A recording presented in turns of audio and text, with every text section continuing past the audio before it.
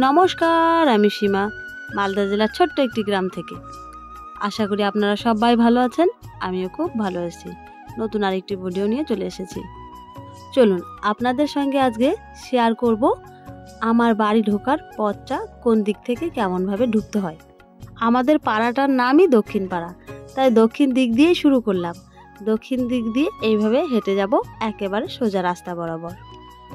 গত এক সপ্তাহ আগে যে বৃষ্টিটা হলো, সেই বৃষ্টির সময় ভিডিওটুকু করে রেখেছিলাম। যখন ছেলেকে প্রাইভেটে দিতে গিয়েছিলাম, ঠিক দিয়ে ফিরে আসার সময় এই ভিডিওটা করেছিলাম। দুর্গাপুজোর আগে কিন্তু আমাদের এই রাস্তা ছিল না।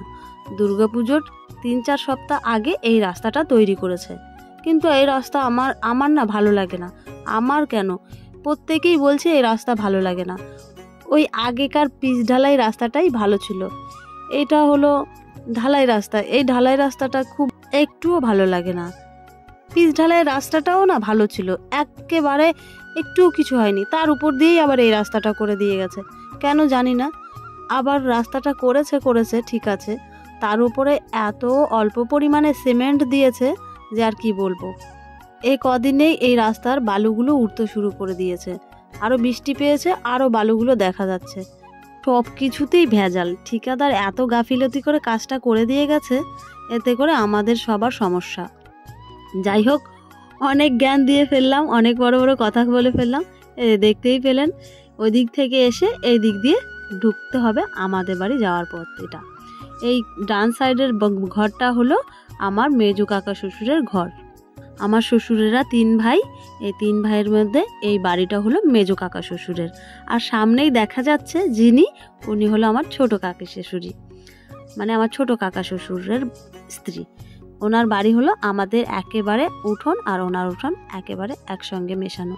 বৃষ্টির পরে পরে কিন্তু জাকিয়ে ঠান্ডাটাও পড়ে গেছে। এই যে এই সময়ে দেখুন আমার ঠোঁটের কি অবস্থা। এই ঠান্ডা কিন্তু পড়াতে ঠোঁট আর নাকের ওপরে কেমন গোটা উঠে গেছে, ঠোঁটটা ফেটে চৌচির হয়ে গেছে। এরই মাঝে একদিন বেশ হাওয়াও দিচ্ছিল, সেই হাওয়াতে আরও বেশি করে ঠোঁটটা ফেটে গেছে। তো আমি বললাম আমার বরকে যে আমার জন্য একটা লিপ বাম এনো, কারণ ঠোঁটটা ভীষণ ফেটে যাচ্ছে, আবার নাকেরও সমস্যা হচ্ছে ঠান্ডার কারণে। তো লিপ বাম বলে কোনো দোকানেই খুঁজে পাচ্ছে না তিনি।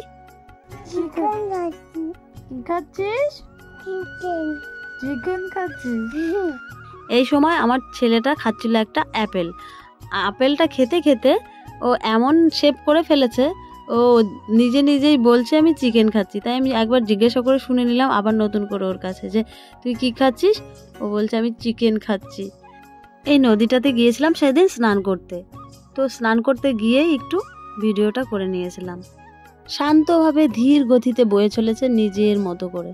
তার বুকে কতগুলো নৌকা বাঁধা আছে, কেউ স্নান করছে, কেউ কাপড় কাচছে। গ্রামের এই দৃশ্যগুলো দেখে কিন্তু খুবই ভালো লাগে। যারা গ্রামে থাকে তারা এইসব গ্রামের দৃশ্য কিন্তু দেখতে পায়। বাড়িতে কথা হচ্ছিল শস্য বোনা নিয়ে। তো শস্য বুনবে কি করে? এর কদিন আগে তো প্রচুর বৃষ্টি হলো, সেই জন্য মাঠে গিয়েছিল জল জমে। তাই জন্য মাঠে এসে দেখি এই অবস্থা মাঠের, মানে জল জমার শেষে দেখুন, তারপরে জল শুকিয়েছে, জল শুকানোর পরে এই অবস্থা, জমির ফেটে চৌচুর হয়ে গেছে। এবার শুনতে পেলাম যে পাশের জমিওয়ালারাও নাকি আর শস্য বুনবে না, কারণ অনেকটা দেরি হয়ে গেছে। এত দেরিতে শস্য বুনলে তারা আর শেষে গিয়ে ধান বুনতে পারবে না, ধান লাগাতে পারবে না। অবশেষে দেখুন সূর্যি মামা কেমনভাবে ডুবে যাচ্ছে পশ্চিম আকাশে। সুন্দর লাগছে না দৃশ্যটা দেখে? এরই সাথে সাথে আজকের ভিডিওটা আমার শেষ করব। যদি আপনাদের ভিডিওটা একটুও ভালো লেগে থাকে, একটা লাইক করে দেবেন। নমস্কার।